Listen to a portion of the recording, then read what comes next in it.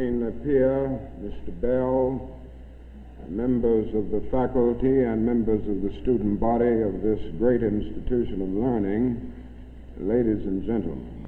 Now, there are several things that one could talk about before such a large, concerned, and enlightened audience.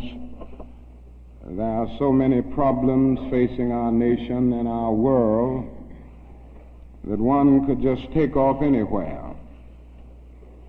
But today I would like to talk mainly about the race problem, since I'll have to rush right out and go to New York to talk about Vietnam tomorrow, and I've been talking about it a great deal this week and weeks before that.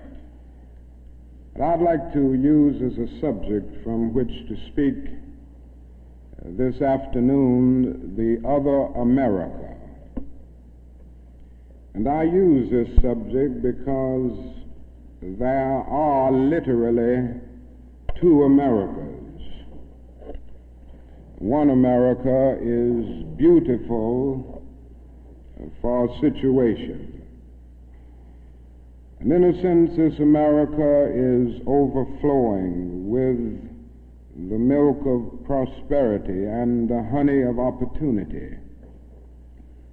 This America is the habitat of millions of people who have food and material necessities for their bodies, and culture and education for their minds, and freedom and human dignity for their spirits. In this America, millions of people experience every day the opportunity of having life, liberty, and the pursuit of happiness in all of their dimensions. And in this America, millions of young people grow up in the sunlight of opportunity. But tragically and unfortunately, there is another America. And this other America has a daily ugliness about it that constantly transforms the buoyancy of hope into the fatigue of despair.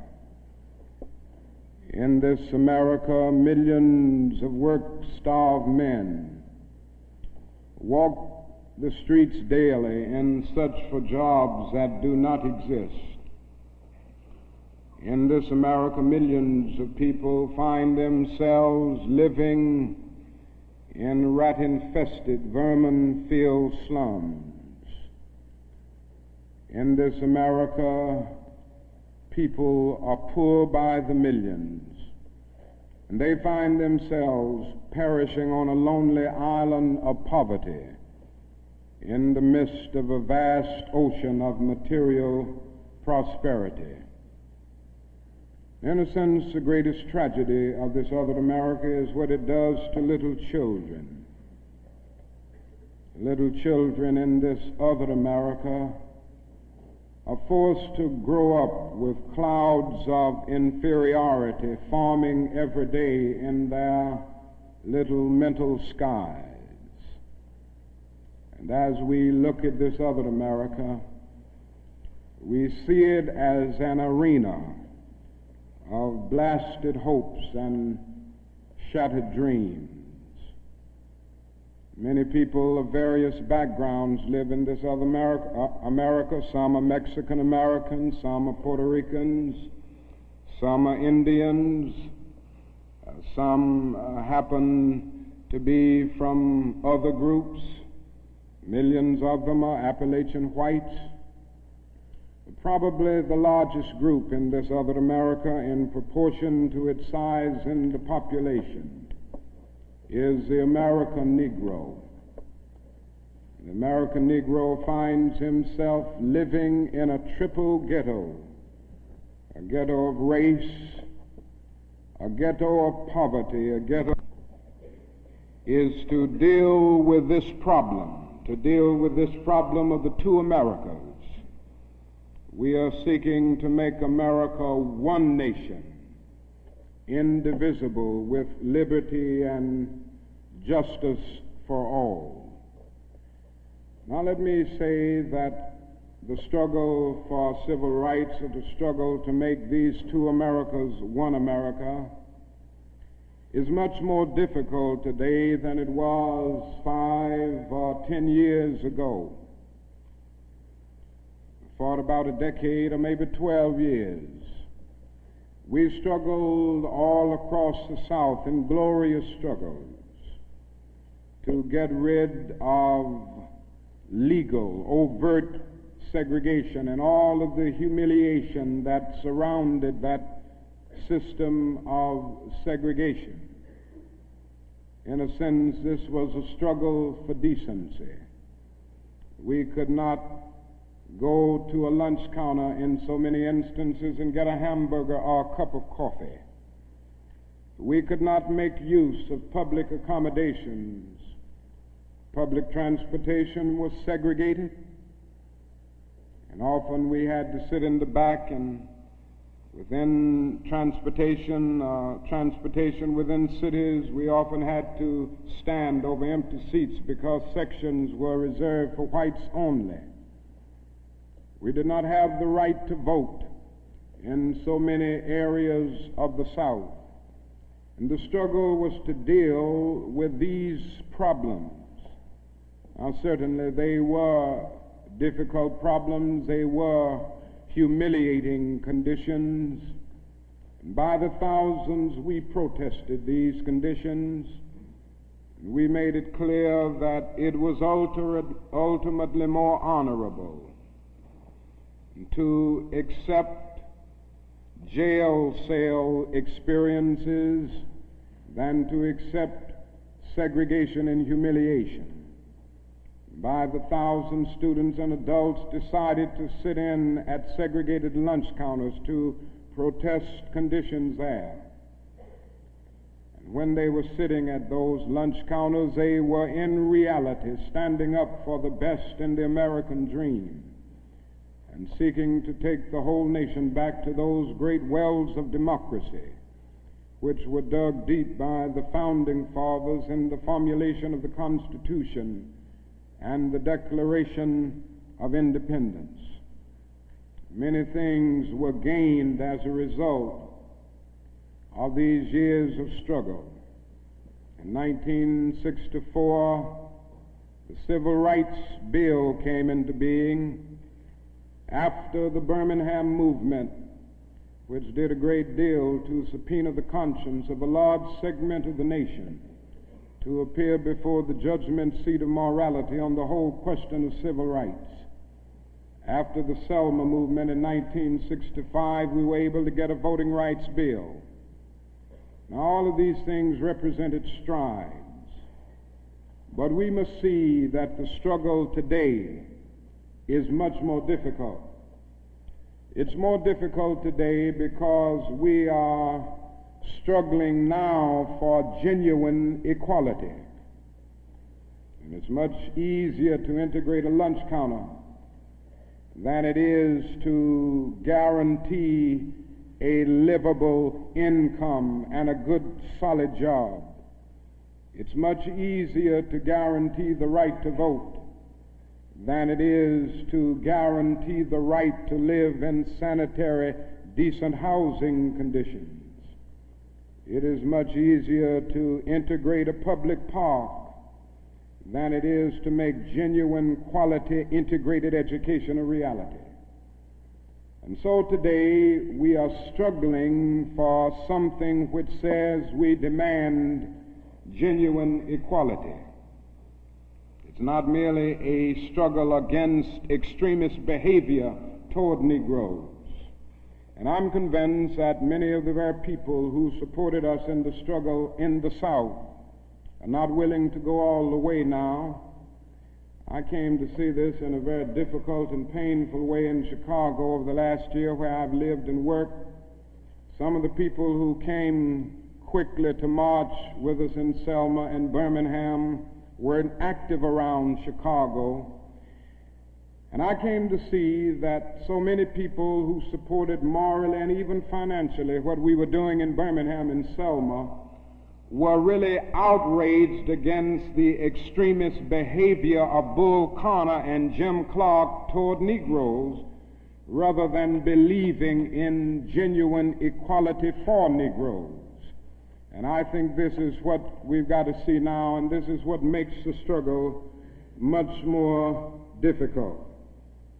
And so as a result of all of this, we see many problems existing today that are growing more difficult.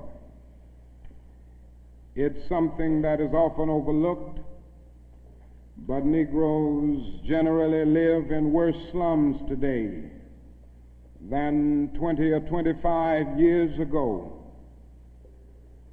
In the North, schools are more segregated today than they were in 1954 when the Supreme Court's decision on desegregation was rendered. Economically, the Negro is worse off today than he was 15 and 20 years ago. And so the unemployment rate among whites at one time was about the same as the unemployment rate among Negroes. But today the unemployment rate among Negroes is twice that of whites. And the average income of the Negro is today 50% less than whites. And as we look at these problems, we see them growing and developing every day. And we see the fact that the Negro economically is facing a depression in his everyday life that is more staggering than the depression of the 30s. The unemployment rate of the nation as a whole is about 4%. Statistics would say from the Labor Department that among Negroes it's about 8.4%. But these are the persons who are in the labor market, who still go to employment agencies to seek jobs, and so they can be calculated. The statistics can be gotten because they are still somehow in the labor market. But there are hundreds of thousands of Negroes who have given up. They've lost hope. They've come to feel that life is a long and desolate corridor for them with no exit sign. And so they no longer go to look for a job. There are those who would estimate that these persons who are called the discouraged persons would be 6 or 7% in the Negro community. And that means that unemployment among Negroes may well be 16%. And among Negro youth in some of our large urban areas, it goes to 30 and 40%. And so you can see what I mean when I say that in the Negro community, that is a major, tragic, and staggering depression that we face in our everyday lives. Now, the other thing that we've got to come to see now that many of us didn't see too well during the last 10 years, and that is that racism is still alive in American society and much more widespread than we realize. And we must see racism for what it is. It is a myth of the superior and the inferior race. It is the false and tragic notion that one particular group, one particular race is responsible for all of the progress, all of the insights, and the total flow of history. And the theory that another group or another race is totally depraved, innately impure, and innately inferior. And in the final analysis, racism is evil because its ultimate logic is genocide. Hitler was a sick and tragic man who carried racism to its logical conclusion. And he ended up leading a nation to the point of killing about 6 million Jews. And this is the tragedy of racism, because its ultimate logic is genocide. If one says that I am not good enough to live next door to him, if one says that I am not good enough to eat at a lunch counter, or to have a good, decent job, or to go to school with him, merely because of my race, he is saying consciously or unconsciously that I do not deserve to exist. To use a philosophical analogy here, racism is not based on some empirical generalization. It is based rather on an ontological affirmation. It is not the assertion that certain people are behind culturally or otherwise because of environmental conditions. It is the affirmation that the very being of a people is inferior.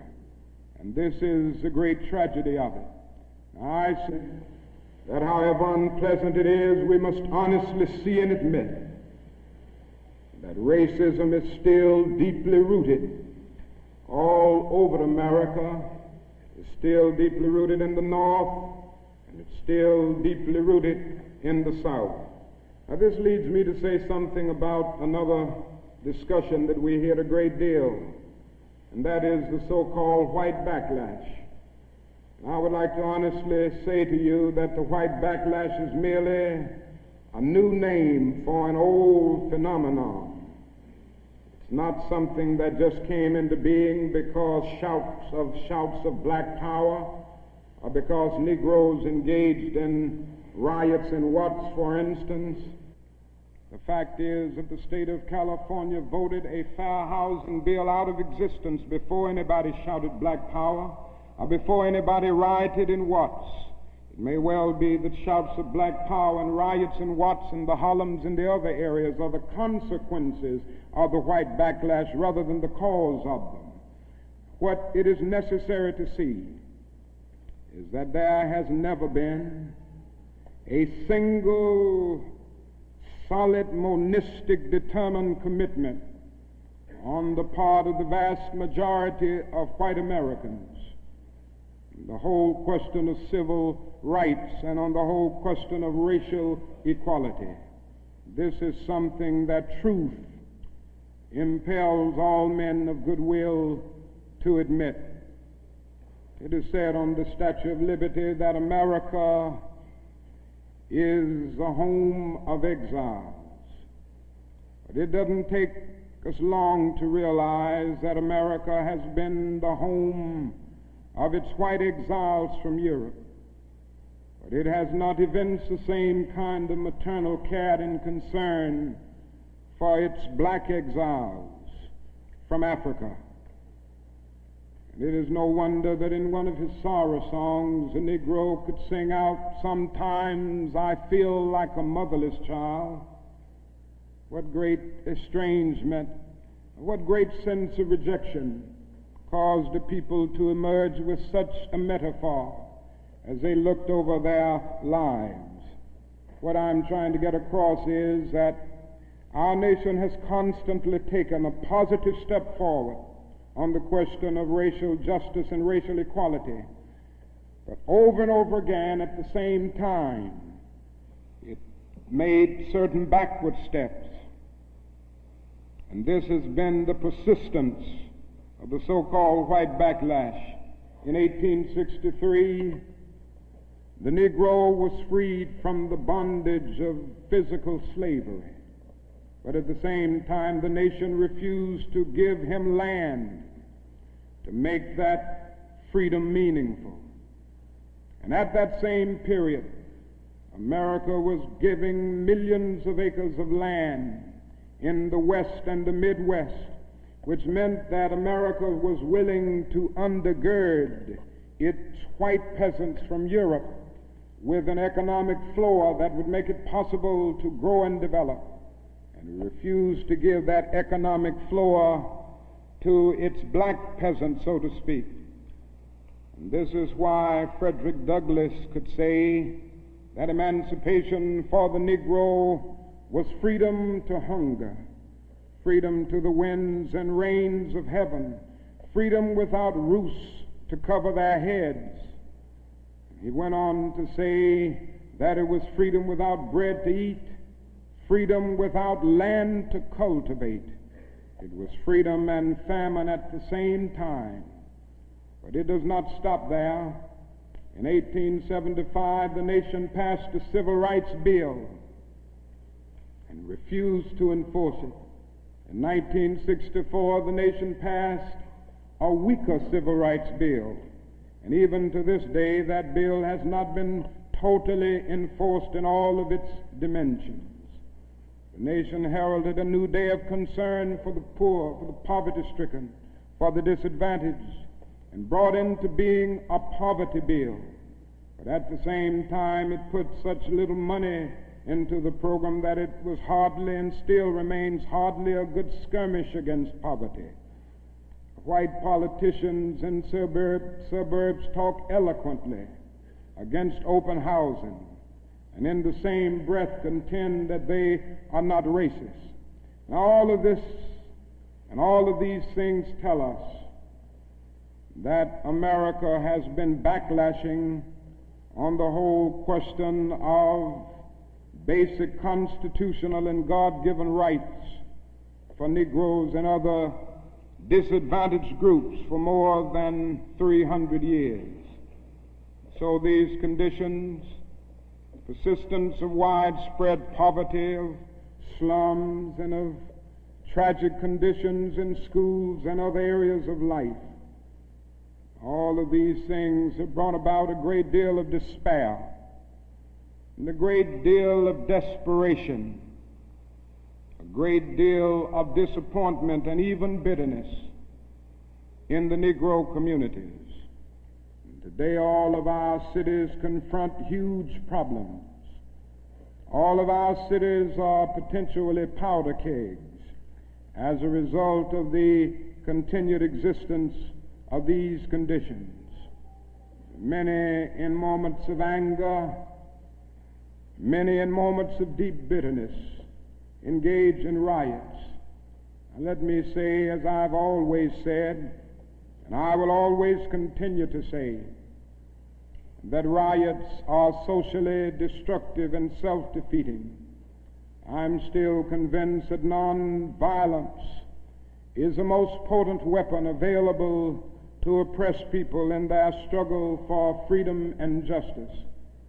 I feel that violence will only create more social problems than they will solve, and that in a real sense it is impractical for the Negro to even think of mounting a violent revolution in the United States.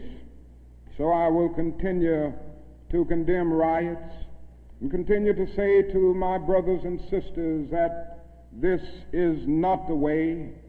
Continue to affirm that there is another way. But at the same time, it is as necessary for me to be as vigorous in condemning the conditions which cause persons to feel that they must engage in riotous activities as it is for me to condemn riots. I think America must see that riots do not develop out of thin air. Certain conditions continue to exist in our society, which must be condemned as vigorously as we condemn riots. But in the final analysis, a riot is the language of the unheard. And what is it that America has failed to hear? It has failed to hear that the plight of the Negro poor has worsened over the last few years. It has failed to hear that the promises of freedom and justice have not been met. And it has failed to hear that large segments of white society are more concerned about tranquility and the status quo than about justice, equality, and humanity. And so in a real sense, our nation's summers of riots are caused by our nation's winters of delay. And as long as America postpones justice, we stand in the position of having these recurrences of violence and riots over and over again. social justice, and progress are the absolute guarantors of riot prevention. Now let me go on to say that if we are to deal with all of the problems that I've talked about, if we are to bring America to the point that we have one nation, indivisible, with liberty and justice for all, there are certain things that we must do. The job ahead must be massive and positive. We must develop massive action programs all over the United States of America in order to deal with the problems that I have mentioned. Now, in order to develop these massive action programs, we've got to get rid of one or two false notions that continue to exist in our society. One is the notion that only time can solve the problem of racial injustice. I'm sure you've heard this idea. It is the notion almost that is something in the very flow of time that will miraculously cure all evils. And I've heard this over and over again. There are those, and they're often sincere people, who say to Negroes and their allies in the white community that we should slow up and just be nice and patient and continue to pray, and in 100 or 200 years the problem will work itself out, because only time can solve the problem. I think that is an answer to that myth, and it is that time is neutral. It can be used either constructively or destructively. And I'm absolutely convinced that the forces of ill will in our nation, the extreme righteous in our nation, have often used time much more effectively than the forces of goodwill. And it may well be that we will have to repent in this generation, not merely for the vitriolic words of the bad people and the violent actions of the bad people, but for the appalling silence and indifference of the good people who sit around and say, wait on time. Somewhere we must come to see that social progress never rolls in on the wheels of inevitability. It comes through the tireless efforts and the persistent work of dedicated individuals, and without this hard work, time itself becomes an ally of the primitive forces of social stagnation. And so we must help time, and we must realize that the time is always right to do right. Now there's another notion that gets out. It's around everywhere. It's in the South, it's in the North, it's in California, and all over our nation. It's the notion that legislation can't solve the problem. It can't do anything in this area. And those who project this argument contend that you've got to change the heart, and that you can't change the heart through legislation. Now, I would be the first one to say that there is real need for a lot of heart changing in our country, and I believe in changing the heart. I preach about it. I believe in the need for conversion in many instances, and regeneration, to use theological terms. And I would be the first to say that if the race problem in America is to be solved, the white person must treat the Negro right, not merely because the law says it, but because it's natural, because it's right, and because the Negro is his brother. And so I realize that if we are to have a truly integrated society, men and women will have to rise to the majestic heights of being obedient to the unenforceable. But after saying this, let me say another thing which gives the other side, and that is that although it may be true that morality cannot be legislated, behavior can be regulated. Even though it may be true that the law cannot change the heart, it can restrain the heartless.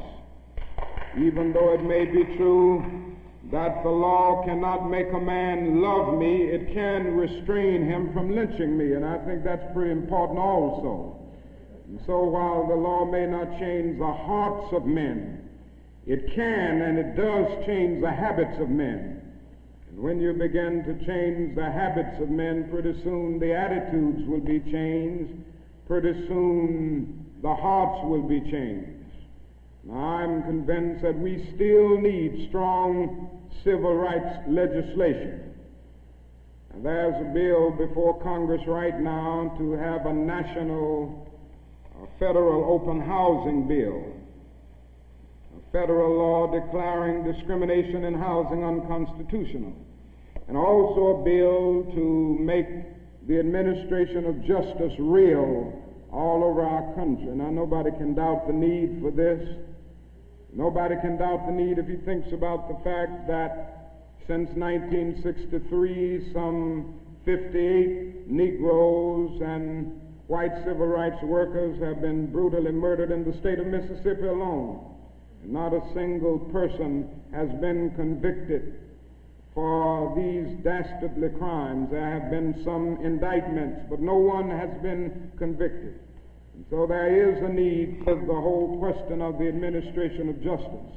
There is a need for fair housing laws all over our country. And it is tragic indeed that Congress last year allowed this bill to die. And that bill died in Congress. A bit of democracy died, a bit of our commitment to justice died. And if it happens again in this session of Congress, greater degree of our commitment to democratic principles will die. And I can see no more dangerous trend in our country than the constant developing of predominantly Negro central cities ringed by white suburbs. This is only inviting social disaster.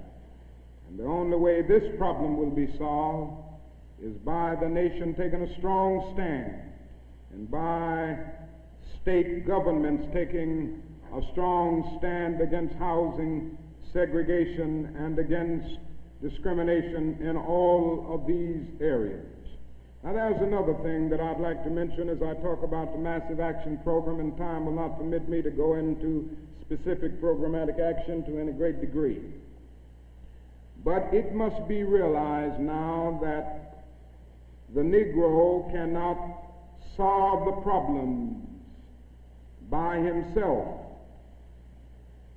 There again, there are those who always say to Negroes, why don't you do something for yourself?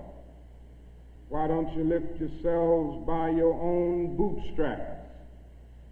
And we hear this over and over again. Now, certainly, there are many things that we must do for ourselves and that only we can do for ourselves.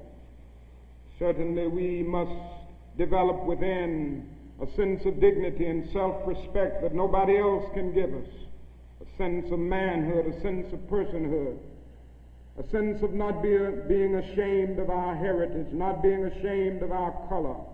It was wrong and tragic that the Negro ever allowed himself to be ashamed of the fact that he was black, or ashamed of the fact that his ancestral home was Africa. And so there's a great deal that the Negro can do to develop self-respect. There's a great deal that the Negro must do and can do to amass political and economic power within his own community and by using his own resources. And so we must do certain things for ourselves, but this must not negate the fact and cause the nation to overlook the fact that the Negro cannot solve the problem himself.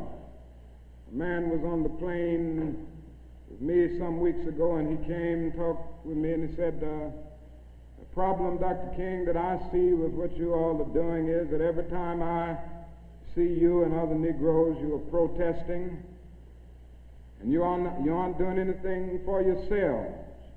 And he went on to tell me that he was very poor at one time and he was able to make it by doing something for himself. Why don't you teach your people, he said, to lift themselves by their own bootstraps. And then he went on to say other groups face disadvantages, the Irish, the Italians, and he went down the line. And I said to him that it does not help the Negro, it only deepens his frustration for unfeeling and sensitive people to say to him that other ethnic groups who migrated or were immigrants to this country just 100 years ago or so have gotten beyond him, and he came here some 344 years ago. And I went on to remind him that the Negro came to this country involuntarily in chains, while others came voluntarily. I went on to remind him that no other racial group has been a slave on American soil. I went on to remind him that the other problem that we have faced over the years is that the society placed a stigma on the color of the Negro, on the color of his skin, because he was black. Doors were closed to him that were not closed to other groups. And I'm to say to people that you ought to lift yourself by your own bootstraps, but it is a cruel jest to say to a bootless man that he ought to lift himself by his own bootstraps. The fact is that millions of Negroes, as a result of centuries of denial and neglect, have been left bootless, and they find themselves impoverished aliens in this affluent society. And that is a great deal that the society can and must do if the Negro is to gain the economic security that he needs. Now, one of the answers, it seems to me, is a guaranteed annual income, a guaranteed minimum income for all people and for all families of our country. It seems to me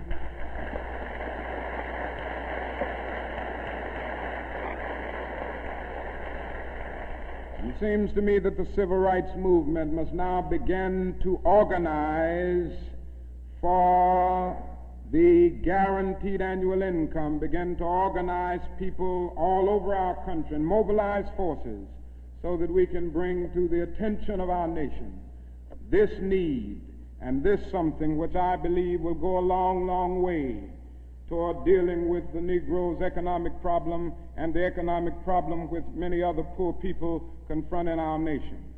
Now, I said I wasn't going to talk about Vietnam, but I can't make a speech without mentioning some of the problems that we face there, because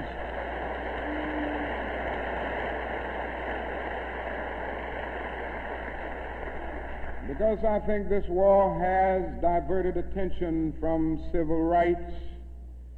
It has strengthened the forces of reaction in our country and has brought to the forefront the military-industrial complex that even President Eisenhower warned us against at one time.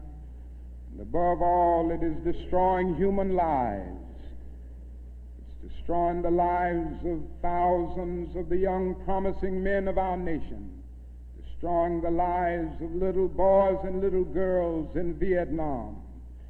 But one of the greatest things that this war is doing to us in civil rights is that it is allowing the great society to be shot down on the battlefields of Vietnam every day. And I submit this afternoon that we can end poverty in the United States. Our nation has the resources to do it. The national gross product of America will rise to the astounding figure of some $7 this year. We have the resources. The question is whether the nation has the will.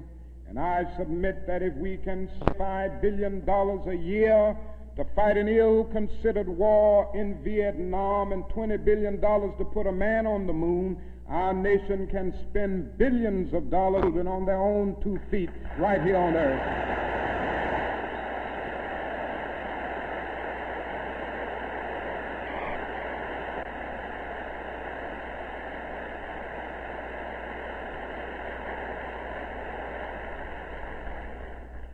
Let me say another thing that's more in the realm of the spirit, I guess.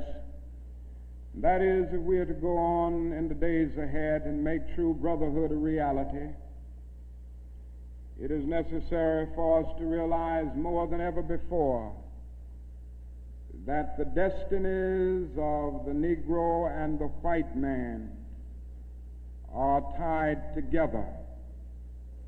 Now, there's still a lot of people who don't realize this. The races still don't realize this. But it is a fact now that Negroes and whites are tied together, and we need each other. The Negro needs the white man to save him from his fear. The white man needs the Negro to save him from his guilt. We are tied together in so many ways: our language, our music, our cultural patterns, our material prosperity, and even our food are an amalgam of black and white. And so there can be no separate black path to power and fulfillment that does not intersect white roots. There can be no separate white path to power and fulfillment short of social disaster. It does not recognize the need of sharing that power with black aspirations for freedom and justice. We must come to see now that integration is not merely a romantic or aesthetic something where you merely add color to a still predominantly white power structure. Integration must be seen also in political terms, where there is shared power and where black men and white men share power together to build a new and a great nation. In a real sense, we're all caught in an inescapable network of mutuality, tied in a single garment of destiny. John Donne placed it years ago in graphic terms: no man is an island entire itself. Every man is a piece of the continent, a part of the main. And he goes on toward the end to say, any man's death diminishes me because I'm involved in mankind.